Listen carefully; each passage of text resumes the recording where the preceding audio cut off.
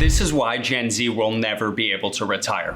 Only 1 in 5 are putting any money aside for retirement at all. And with the cost of a comfortable retirement now topping out at more than $1.3 million, most are falling dangerously behind. So why doesn't this generation think that traditional retirement is in the cards? And what choices are they making that are fundamentally changing the way that we think about work and life as we know it? In this video, we're going to talk about how Gen Z thinks about retirement, how they're adapting to the current economy, and how they're redefining what it means to be retired. The way that Gen Z is thinking about retirement is fundamentally different from previous generations. Previous generations thought about retirement as a permanent exit from the workforce, but this generation is seeing that as being way too restrictive and out of reach. Gen Z prefers the idea of having the ability to pivot careers, take micro breaks or sabbaticals, or just have more liquidity overall to have flexibility in your life so that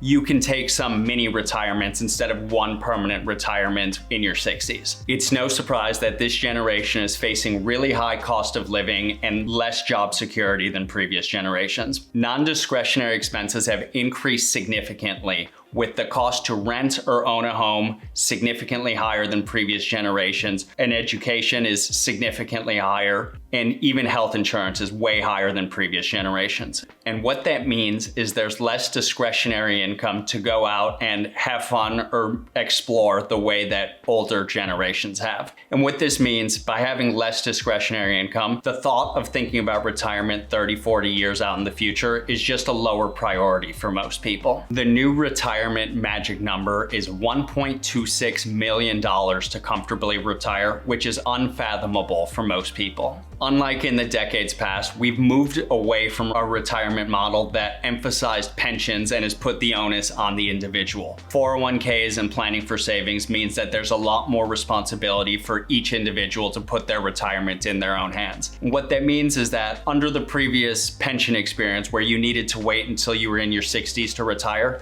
now you can save on your own and be more flexible. With your 401k, we'll plan out. You won't be able to draw on your 401k until you're in your 60s, but by each person being responsible for their own retirement and freedom, what you're seeing is that they have a preference to take breaks before their golden years so that they can enjoy their life in the shorter term. To adapt, most people in Gen Z get their financial advice from their parents or from social media. In both instances, there's a significant gap in financial literacy that requires a lot of critical thinking. Parents are role models where you learn how to manage your finances and how to operate the world, but less than half of Americans have adequate financial literacy.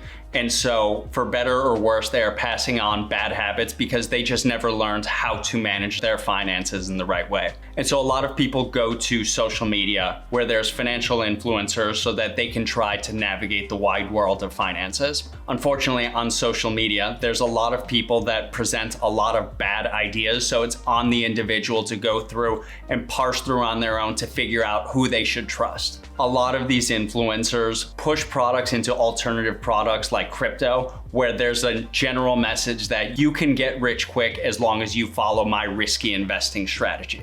57% of Gen Z say that they make good financial decisions, but in a study, only 37% showed that they had actual financial literacy. And what this means is a lot of members in this generation display overconfidence in their investing abilities. A lot of this is pushed by platforms like Robinhood or influencers pushing towards meme stocks, where you see incredible wealth that's made over a short period of time.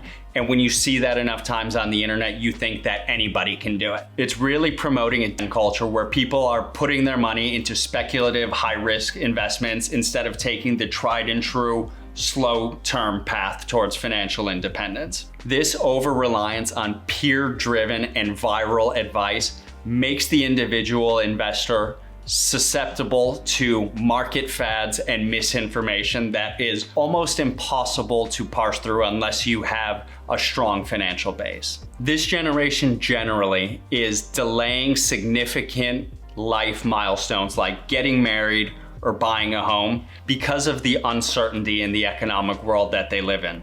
What we're finding is that Gen Z is preferring flexibility instead of locking into a 30-year mortgage where you need to buy into a financial system. With so many things that have happened in the past 10 years, the pandemic, financial crisis, you just don't know what's going to happen or how safe your job is going to be.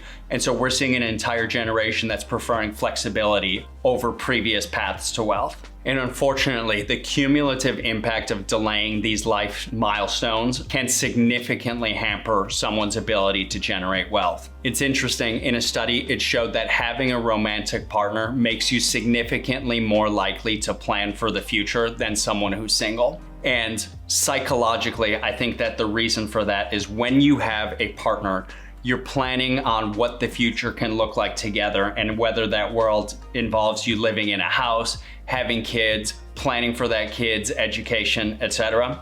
But when you're single, you're just focused on yourself. And until that world presents itself to you, you have no reason to really think 10, 20, 30 years down the road. And so as a whole, the study shows that people who are in romantic relationships are more likely to really plan for the future than people who are delaying those decisions and staying single for the long term. Ultimately, Gen Z is redefining what it means to retire. Instead of one permanent exit from the workforce in your 60s, they're prioritizing the freedom and flexibility to take breaks while you're younger and have energy in order to prioritize purpose and well-being in the long term. It allows people to pursue their passions while they're younger and have energy instead of waiting until their 60s to do it. The traditional retirement age is just becoming less meaningful as this entire generation prioritizes their well-being. Remote work, the gig economy, and artificial intelligence are fundamentally redefining how we think about work. And access to all these fintech tools and social media influencers allows each person to have a more personalized approach for what works for them in the personal finance space. There's an emphasis on side hustles and investments, which generally reduces the over-reliance on a single source of income that's plagued generations before them. At the end of the day, Gen Z is more likely to prioritize rest and well-being than financial security in their 60s. And by integrating this rest and retraining to live a more meaningful life, they are creating a life that balances security and satisfaction. And so at the end of the day, this reimagined approach to retirement might actually increase life satisfaction and make people happier than they were before. And so in the short term, there's going to be some figuring out how to navigate this new world that they live in with temptations around every corner. But at the end of the day, we're hoping that this new approach to retirement will make people happier and live more meaningful lives than we were before.